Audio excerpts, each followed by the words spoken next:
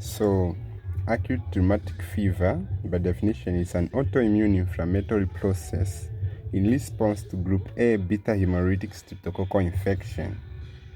In other words, you can say it is an autoimmune mediated inflammatory process which is in response to group A beta hemolytic streptococcal infection. This infection, it affects the heart, brain, skin, and joints. We'll explain it later. So who is affected? The very young. The peak incidence is recorded between the ages of 6 to 15 years. Why? Because children at this age, they usually are susceptible to some simple infection, cough, flu. But this infection is not common among adolescents. It's not common. So, what happens if you have pharyngitis, which is just the inflammation of the pharynx? So, in 90% of the population, they heal without any complication. But in 10%,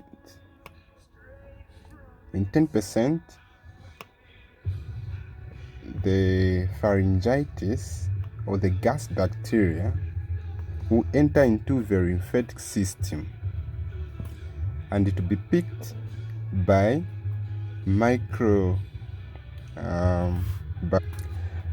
antigen presenting cells, APC. So these antigen presenting cells, they'll take it to the T cells.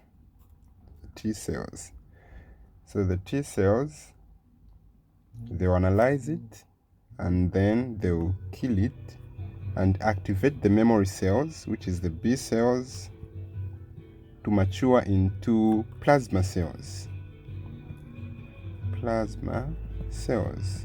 which will start releasing antibodies.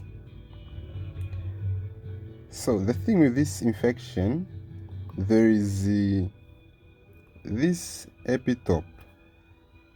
It mimics the proteins which are found in the heart, brain, skin, and joint.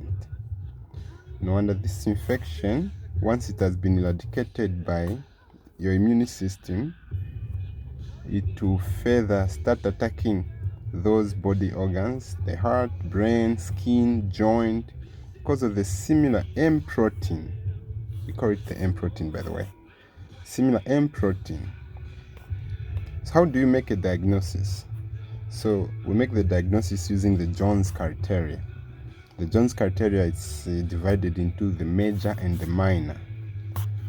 So the major, there's the pancreatitis, migratory polyanthelitis, erythema marginatum, subcutaneous nodules. The minor, CRP, which is C-reactive protein, is increased, arthralgia, fever above 38 degrees, erythrocyte sedimentation rate, it's increased, prolonged PRR interval. This you usually see it on the ECG. Amnesis, which is just the history of a throat infection, which is pharyngitis, and then leukocytosis, which is just a grading which they usually use under WHO, World Health Organization. So for us to make the diagnosis, we need two major only, or we need one major and two minor. Okay, then we can make a diagnosis. So if you want to remember the Jones criteria, we have the mnemonic Jones, Caffey, Powell. So J is for joint, O is for heart, those people in love. N is for nodules, subcutaneous nodules. E is for erythema marginatum. S is for Sidham scoria. C is for C-reactive protein. A is for arthralgia. F is for fever. E is for erythrocyte sedimentation rate. P is for prolonged PRR interval. A is for amnesis, which is just some history of pharyngitis, and then lymphocytosis. How do you do your investigations? So you would want to do a throat swab. You want to do an antistreptoricin or a tetra, which should be exceeding 20 international units. ECG, you want to look at the PRR interval. ESR, you are looking if it's prolonged up to this level, together with the C-reactive proteins. What are your differentials? So differentials: sickle cell disease, septicemia with infective endocarditis, juvenile rheumatoid arthritis. Yeah. So now, what is the treatment?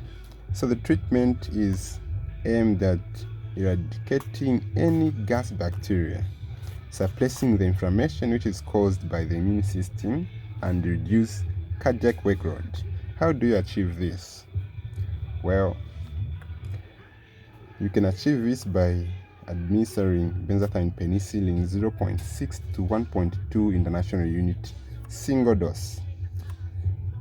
You can suppress the inflammation using aspirin and NSAID 80 to 100 milligrams per day. This is high dose. Bed rest to improve and reduce cardiac workload. Prednisolone. You only give prednisolone when there is severe carditis. Okay? When there's severe carditis, you need to give prednisolone. But if not, do not administer prednisolone. You would also want to give some sedation drugs to treat the chorea. So some example of sedation drugs: haloperidol, phenobarbital. These are sedation drugs. So now, how do you prevent rheumatic fever? So the prevention is categorized in two.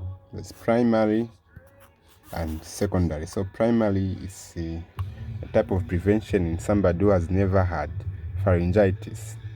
So how do you do so? You improve nutrition. You prevent them from being in a crowded place where they can contact the bacteria. And secondary is aimed at somebody who has had rheumatic fever. So you give benzathine penicillin. You can give erythromycin if they are allergic to benzathine penicillin. If somebody has the involvement of the heart, or carditis or pancreatitis, you give it for 10 years. 10 years. Yeah, it's been written down. But if there's no heart involvement, you give it for 5 years as a prophylaxis. That's the end of the video.